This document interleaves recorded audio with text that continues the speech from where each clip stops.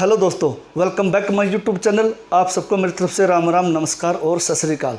दोस्तों मैं आज आपके लिए वीडियो लेकर आया हूं कि एक सिक्योरिटी सुपरवाइजर का इंटरव्यू कैसे होता है, क्या क्या सवाल जवाब किए जाते हैं एक सिक्योरिटी सुपरवाइजर से जॉब के दौरान, कैसे उनसे क्वेश्चन एंड आंसर पूछे जाते हैं, इसी को लेकर ये वीडियो है दोस्तों। और पॉइंट टू पॉइंट मैं आपको बताऊँगा। पहला पॉइंट दोस्तों अबाउट यू। सबसे पहले सिक्योरिटी सुपरवाइजर जब इंटरव्यू होता है दोस्तों, वो एक प्रॉपर ड्रेस में होना चाहिए। मेन पॉइंट तो मैं बताता हूँ दोस्तों, क्योंकि सिक्योरिटी सुपरवाइजर वही बन सकता है जिन्होंने पिछली कुछ सिक्योरिटी कंपनी में काम किया है। तो दोस्तों एक फ्रेशर सिक्योरिटी सुपरवाइजर दोस्तों मैं देखता हूँ बहुत कम चांस होते हैं कि कोई डायरेक्ट सिक्योरिटी सुपरवाइजर लगा है, ऐसा बहुत रेयर केस होता है दोस्तों। लेकिन 90% वही सिक्योरिटी सुपरवाइजर हायर किए जाते हैं जिन्होंने पिछली कंपनियों में या तो सिक्योरिटी गार्ड की पिछली कंपनियों में या तो सिक्योरिटी गार्ड की 4-5 साल सिक्योरिटी गार्ड की पोस्ट पे काम किया है, या किसी दूसरी प्रीवियस कंपनी में कोई सिक्योरिटी सुपरवाइजर की पोस्ट पे काम किया है। सबसे पहले दोस्तों उसका इंप्रेशन होना चाहिए कि वो फॉर्मल ड्रेस में आए, ब्लैक शूज़ होने चाहिए, हेयर कटिंग होनी चाहिए। तो सबसे पहले इंटरव्यू में दोस्तों यही देखा जाता है। पहले किया जाता है वॉच के दौरान दोस्तों आपका इंप्रेशन सिक्योरिटी सुपरवाइजर जैसा होना चाहिए दोस्तों, तभी आपसे आगे की बातें की जाएगी। सबसे पहले दोस्तों आपसे पूछा जाएगा अपने बारे में बताएं। आपने अपने बारे में बताना, अपना नाम बताना, अपना फादर नेम बताना है और अपने स्टेट और डिस्ट्रिक्ट का नाम बताना है दोस्तों। अपने फैमिली बैकग्राउंड या और कोई चीज़ें आपने नहीं बतानी है, पूरी बात आपने करनी है और पूरे सावधान की पोजीशन में आपने बात करनी है। तो दोस्तों इससे भी आपका इंप्रेशन एक अच्छा जाएगा। पर दोस्तों क्वालिफिकेशन दोस्तों आपसे पूछा जाता है आपकी क्वालिफिकेशन क्या है। तो आपने दोस्तों देखते हैं कि कम से कम 10वीं पास अवश्य होना चाहिए। एक सिक्योरिटी सुपरवाइजर की पोस्ट के लिए आप जा रहे हो और आपको के पास जो भी दोस्तों आपने काम किया है पिछली कंपनी में, एक्सपीरियंस आपके पास होना चाहिए। आई कार्ड, जो भी आपने पिछली कंपनी में काम किया आपके पास आई कार्ड भी होना चाहिए पिछली कंपनी का। आपके पास आपकी 10th या +2 की मार्कशीट होनी चाहिए, Aadhaar card, PAN card, bank account और फोटो आपके पास। यानी टोटल दोस्तों आपके पास जब आप क्वालिफिकेशन की बातें जब आपकी दोस्तों जब आपसे क्वालिफिकेशन के बारे में पूछा जाता है तो आपके पास सारे प्रूफ आपके पास होना चाहिए और अच्छा सा रिज्यूम अपने साथ लेके जाए दोस्तों। ये भी एक मेन बात होती है जब सिक्योरिटी सुपरवाइजर का इंटरव्यू होता है। एक्सपीरियंस दोस्तों आपसे पूछा जा सकता है सिक्योरिटी सुपरवाइजर इंटरव्यू के दौरान कि आपने कौन कौन सी कंपनी में काम किया है। दोस्तों आपको बताना होता है कि आप मेन पावर को कैसे हैंडल करते थे, अगर सिक्योरिटी गार्ड की ड्रिल कैसे करते थे, अगर कोई सिक्योरिटी गार्ड छुट्टी पर जाता था वहाँ रिलीवर कैसे अरेंज करते थे, आप क्या क्या काम देखते थे कंपनी में, बैक गेट को देखते थे या फ्रंट गेट पे काम करते थे या कंपनी में और काम देखते थे आपको कंप्यूटर की कितनी नॉलेज है और आप कौन कौन से रजिस्टर मेंटेन करते हैं। एक्सपीरियंस में दोस्तों सारी चीज़ें आ जाती है। और कितने सिक्योरिटी गार्ड आपके अंडर में काम करते थे, आपका रिपोर्टिंग करने का तरीका क्या था, आप रिपोर्टिंग किस टाइम कैसे करते थे, आपका फॉर्मेट कैसा, आप ड्यूटी रोस्टर कैसे बनाते हो। कहने का मतलब दोस्तों एक्सपीरियंस में आपने सारी चीज़ें लिखनी होती है और आपसे पूछा जा सकता है दोस्तों ये चीज़ें, क्योंकि सामने वाला ऑब्जर्व करेगा कि आप सिक्योरिटी सुपरवाइजर बनने के लायक हो या नहीं हो। इसलिए दोस्तों आप पूरी तैयारी से जाए और जो भी आपको काम आता हो वो बेधड़क आप बताए तो आपकी 100% सिलेक्शन होगी।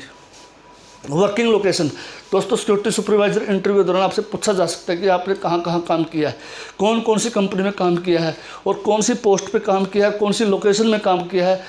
दोस्तों आपके पास ये सारी चीज़ें लिखित में भी होनी चाहिए। अब मैंने बताया अभी आपके पास आई कार्ड होना चाहिए, पिछली कंपनी का एक्सपीरियंस लेटर आपके पास होना चाहिए, आपकी सैलरी स्लिप आपके पास होनी चाहिए।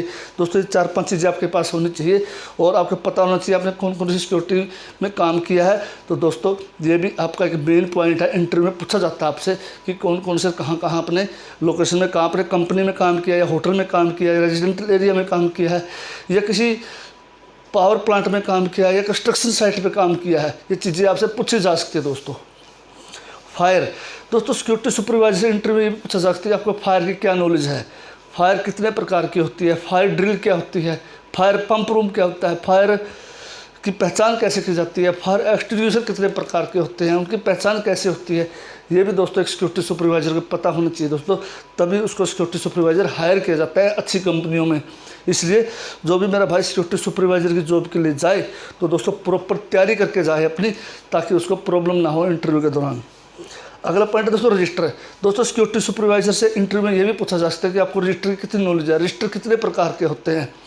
दोस्तों सिक्योरिटी सुपरवाइजर से पूछा जा सकता है इंटरव्यू आप रजिस्टर कैसे मेंटेन करते थे, रजिस्टर एंट्री कैसे करते थे, उनका रजिस्टर कैसे मेंटेन करते थे, टेंडर्स रजिस्टर कैसे मेंटेन करते थे, इनवर्टर आउटवर्ड रजिस्टर कैसे बनाते थे और मटेरियल रजिस्टर कैसे बनाते थे, RGP NRGP रजिस्टर क्या होता है, की रजिस्टर कैसे मैनेज करते थे। इसलिए सारी चीज़ें दोस्तों एक सिक्योरिटी सुपरवाइजर से पूछा जाता है दोस्तों, क्योंकि सिक्योरिटी सुपरवाइजर एक जिम्मेवारी की पोस्ट होती है दोस्तों किसी भी कंपनी में, क्योंकि उसके अंडर दोस्तों सिक्योरिटी गार्ड काम करते हैं।